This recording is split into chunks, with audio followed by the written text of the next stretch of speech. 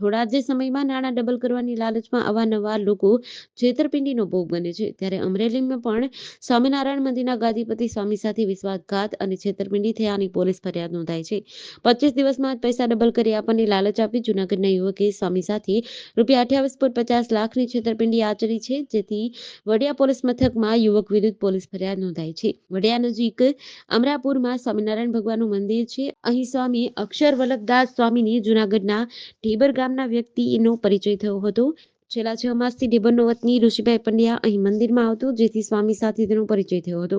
ઋષિએ સ્વામીને કહ્યું હતું કે આ આઈસીઆઈસીઆઈ બેંકમાં ટ્રેડિંગનું કામ કરું છું, તમે આ બેંકમાં રોકાણ કરો, ટૂંક સમયમાં જ માત્ર 20 થી 25 દિવસમાં જ તમારા પૈસા ડબલ થઈ જશે. જેથી સ્વામીને લાલચ જાગી હતી અને રૂપિયા ડબલ કરવા માટે ધીરે ધીરે રોકડ તેમજ ચેક મારફતે ₹28.50 લાખ આપી દીધા હતા. થોડા દિવસો બાદ સ્વામીએ ફોન મારફતે રૂપિયાનું કહેતા તે યુવકે કહ્યું, તમારા રૂપિયા થોડા દિવસમાં ડબલ થઈ જશે. ઘણા દિવસો બાદ પણ રૂપિયા પરત આવ્યા ન હતા અને ફોનમાં યુવક ખાલી આશ્વાસન જ આપતો હતો.